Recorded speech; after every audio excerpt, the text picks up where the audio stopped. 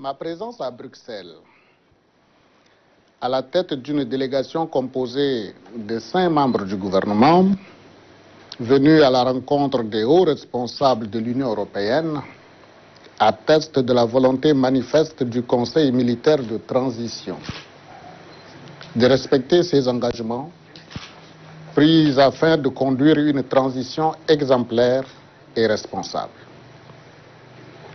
Dans la perspective de conduire le Tchad à un retour à l'ordre constitutionnel dans une période de 18 mois, le gouvernement de transition du Tchad a présenté le 19 août 2021 sa feuille de route à ses partenaires techniques et financiers afin d'obtenir leur accompagnement pour le financement indispensable à sa mise en œuvre. Situation économique et financière difficile depuis 2015, marquée par la baisse drastique des cours du baril du pétrole, une diminution considérable de ses recettes fiscales due à son engagement actif dans la lutte contre le terrorisme au Sahel et les effets néfastes de la pandémie de Covid-19. Il ne peut à lui seul donc mobiliser les ressources en un si court laps de temps pour couvrir l'ensemble des charges liées à la transition. Raison pour laquelle l'appui des partenaires techniques et financiers est nécessaire, voire indispensable, pour l'accomplissement positif et urgent de la transition.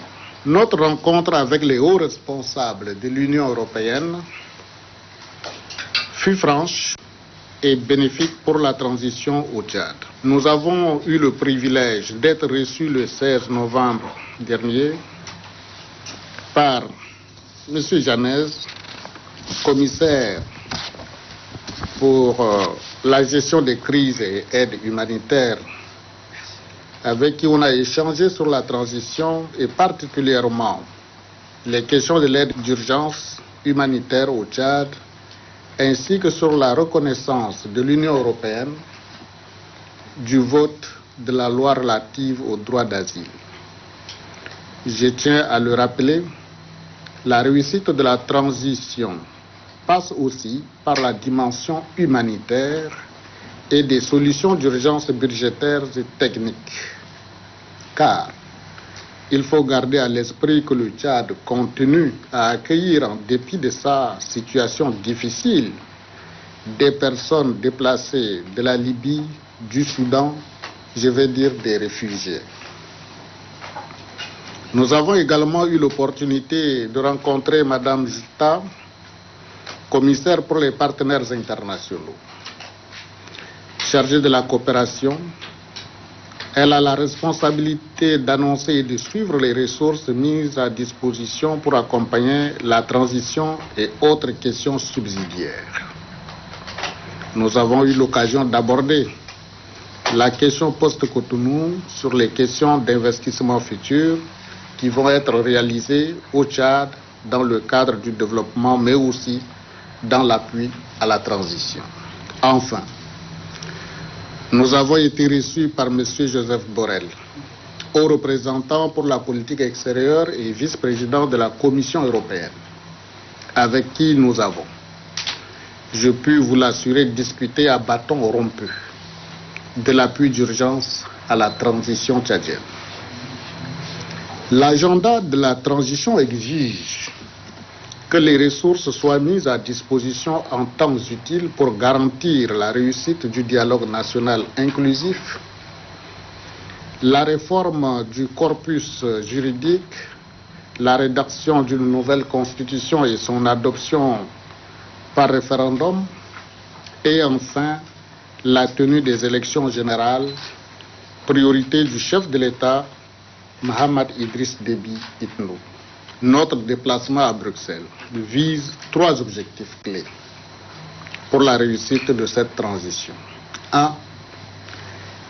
Exposer les progrès réalisés par le gouvernement du Tchad sous le leadership du président de la transition, Mohamed Idriss Déby Itno, notamment la mise en place complète des institutions de la transition, la mise en route du processus de tenue du dialogue national inclusif avec la tenue des pré-dialogues organisés au niveau national et dans certaines capitales, y compris ici en Europe, et la mise en place du mécanisme de basket fund pour mobiliser les ressources auprès de certains partenaires qui souhaitent contribuer par ce processus fiduciaire en plus des financements directs.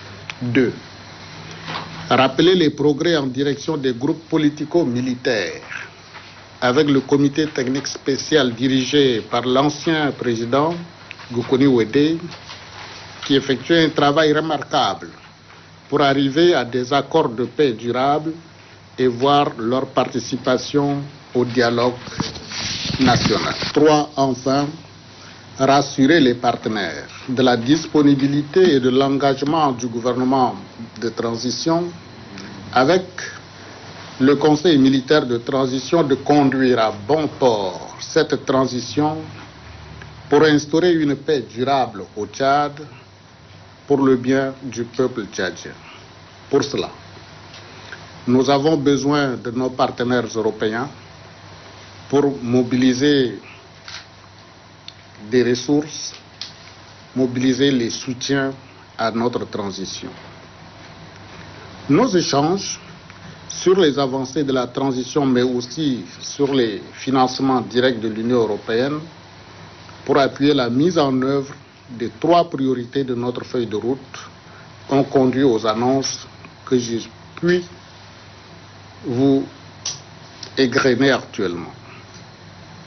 Des 280 millions dédiés au Tchad, dont 100 millions pour la transition seront alloués par l'Union européenne, tant sur le plan de l'appui budgétaire que sur le plan de l'assistance technique, pour lesquelles les discussions vont être menées sur l'aspect technique, à savoir la mise à disposition des fonds, la temporalité compte tenu des délais de la transition, les conditionnalités requises comme la réalisation du dialogue national inclusif, la participation des jeunes et des femmes, les politico-militaires, des corporations sociales du Tchad, en toute l'inclusivité du dialogue, ce qui de notre point de vue est déjà un acquis.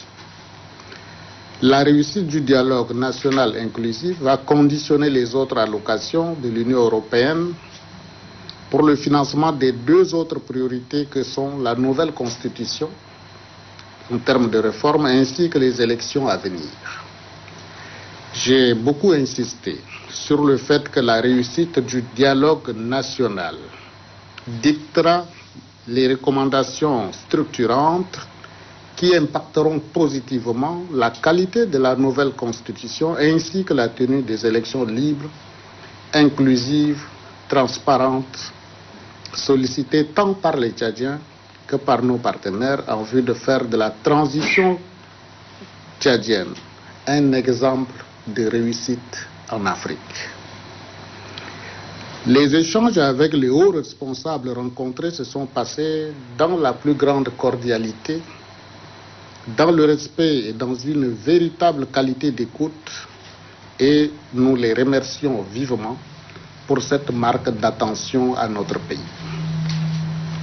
Telle est la quintessence, mesdames et messieurs les journalistes, du message que je tenais à partager avec vous en vue d'éclairer la lanterne de l'opinion internationale et nationale sur l'impérieuse nécessité de soutenir le Tchad, verrou stratégique de l'engagement de la communauté internationale contre l'extrémisme violent et le terrorisme au Sahel et dans le bassin du lac Tchad.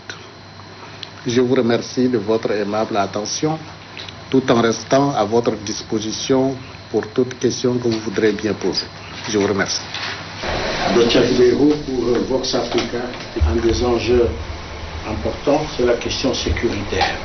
La sécurité, facteur de développement par excellence. Aujourd'hui, vous venez depuis hier, vous êtes ici à Bruxelles, vous avez vu tout le monde, sauf par exemple sauf le Parlement européen, donc surtout la Commission des droits de l'homme, parce que vous savez que c'est une des commissions qui, en effet, j'ai envie de dire, vous titille un peu. Pourquoi?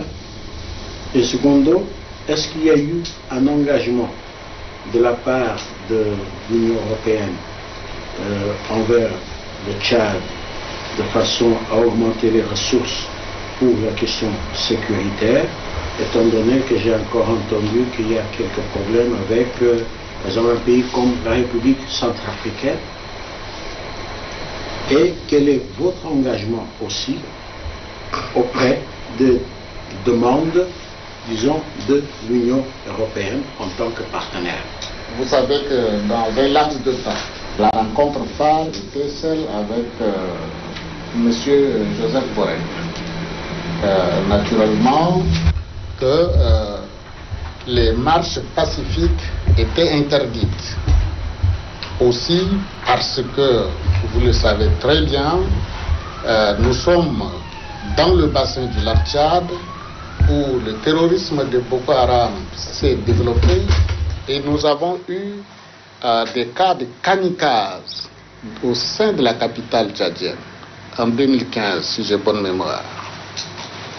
Par conséquent, à un moment, nous avons craint que pendant des manifestations de foule, des kamikazes puissent se cacher dans ces foules-là pour commettre des crimes de masse. Notre population n'a donc pas été habituée à la marche pacifique. Mais malgré le contexte de transition qui, par essence, est un contexte difficile, nous avons franchi le pas en autorisant les marches pacifiques encadrées sur des itinéraires précis afin d'habituer notre population à faire des marches pacifiques et nous avons donc libéré cet espace qui actuellement est fréquenté par l'ensemble des opinions qui souhaitent manifester pacifiquement.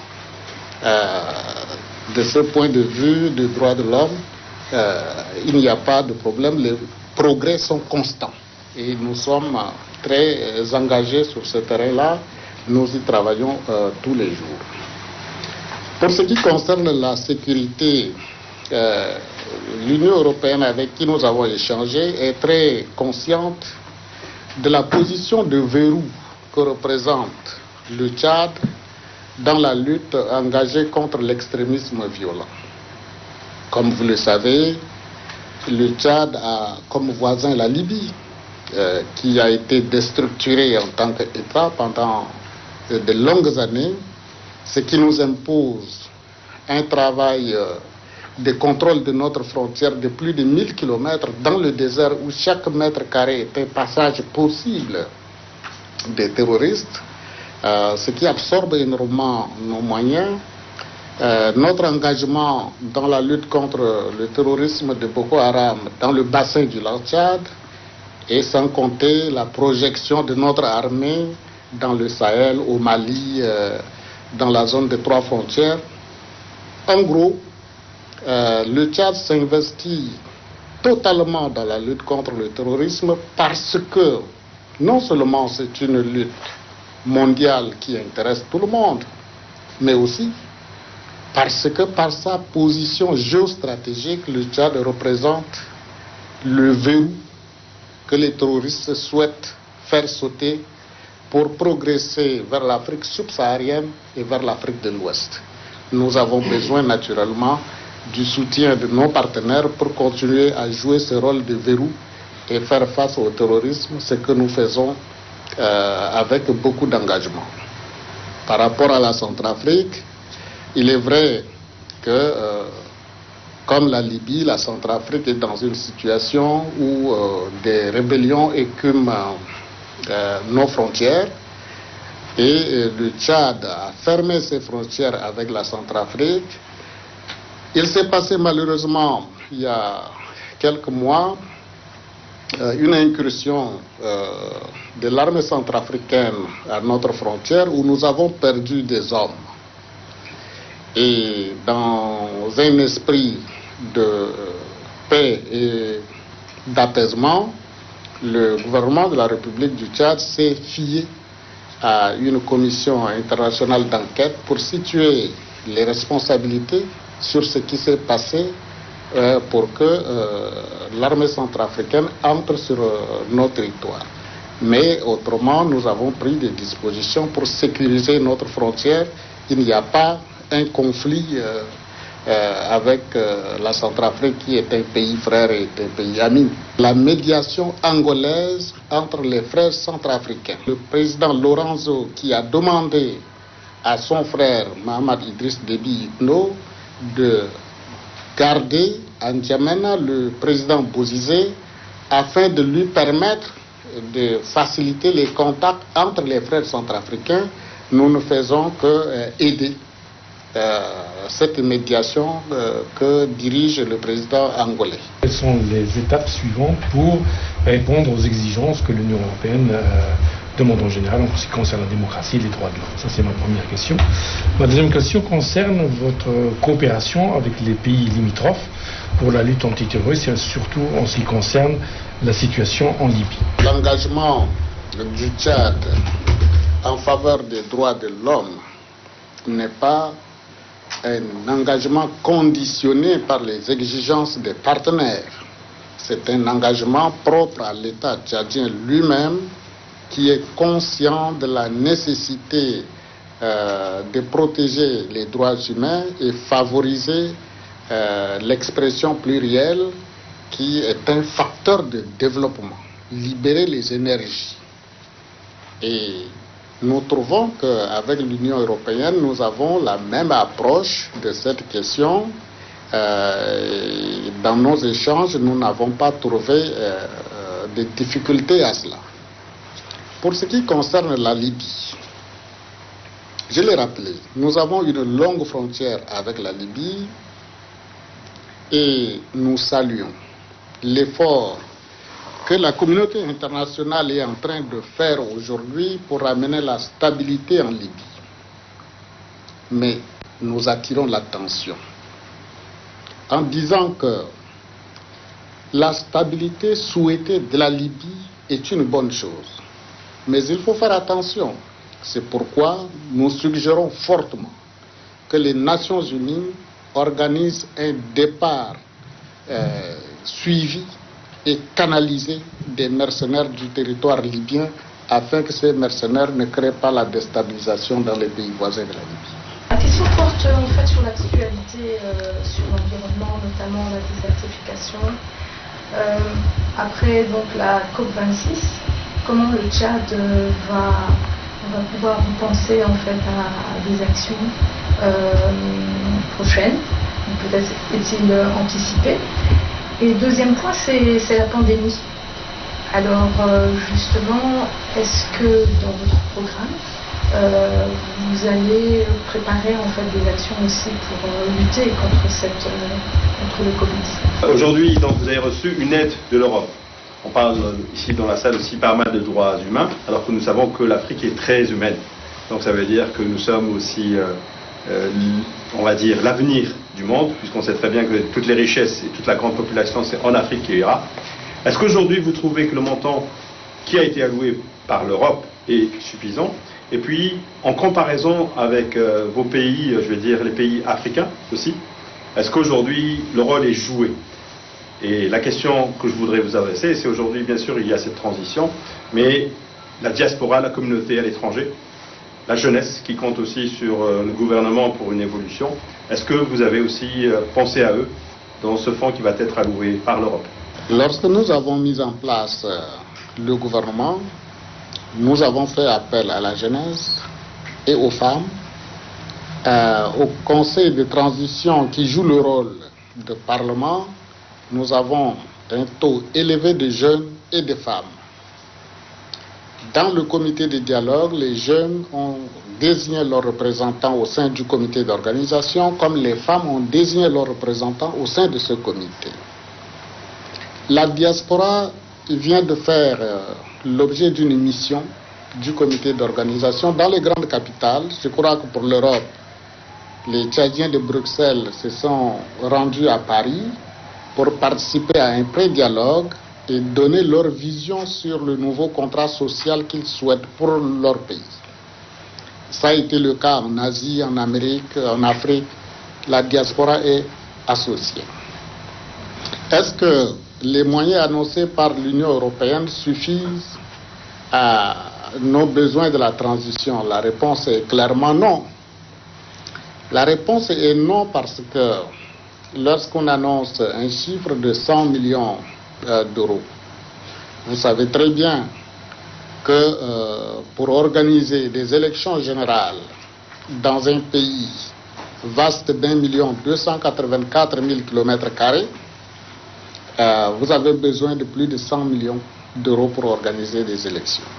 Si vous devriez revoir le fichier électoral, souvent contesté comme dans tous les pays d'Afrique, si nous devons soit réviser, soit faire un nouveau recensement, les moyens annoncés sont largement en deçà. C'est pour cela que nous pensons qu'en bilatéral, les pays africains, les pays européens et asiatiques, nous traiterons avec l'ensemble de la communauté internationale pour faire en sorte que la transition tchadienne soit un exemple de réussite. Parce que l'engagement politique du Conseil militaire de transition est là, l'engagement politique du gouvernement de transition est là, la volonté du peuple tchadien est là. Ce qui manque, ce sont les moyens d'accompagnement de cette volonté politique. Lorsque je parlais tantôt du bassin du lac Tchad, vous savez que dans ce bassin, il n'y a pas, dans le bassin du lac Tchad, autour de 35 millions d'âmes. Vous avez raison lorsque vous dites que rien n'est fait pour le bassin du lac Tchad, par exemple, et que ce lac disparaissait, les 35 millions d'âmes qui vivent dans ce bassin seront tentés de chercher à aller quelque part vivre. C'est une source de migration qui va se mettre en place. La solution d'érection des murs contre la migration, c'est une solution de court terme. Ce n'est pas une solution durable. L'Europe a intérêt à entrer dans un partenariat avec les pays pourvoyeurs des migrants et des pays de transit, créer des projets de développement au niveau local, parce que par nature, chaque être humain souhaite vivre dans son terroir. Si les gens sont tentés d'aller voir ailleurs, c'est parce que les conditions de vie ne leur sont pas favorables dans le terroir. Il faut donc créer des conditions de vie possibles en Afrique pour empêcher que les jeunes ne soient tentés par la migration. Ce serait la meilleure façon de lutter contre l'immigration. Dernièrement, j'avais assisté en fait à un sommet africain sur l'économie pour aider en fait les jeunes entrepreneurs de créer leur propre entreprise. Est-ce que là aussi, il y aura un programme mis en place prochainement? Depuis l'indépendance, l'État est pourvoyeur d'emplois. Et au fil du temps, avec le développement de l'école, nous avons des diplômés qui se retrouvent sans emploi et l'État a de moins en moins de capacité de créer l'emploi. Il faut donc nécessairement, travailler des programmes. C'est ce que nous sommes en train de voir au Tchad dans le cadre de la diversification de l'économie pour que le secteur privé soit pourvoyeur d'emplois, mais en même temps permettre aux jeunes de créer leur propre entreprise pour employer d'autres jeunes. Nous avons un slogan au Tchad pour dire la jeunesse emploie des jeunes. Quand nous aurons aidé par des mécanismes innovants des jeunes à créer leurs entreprises, nous allons amorcer véritablement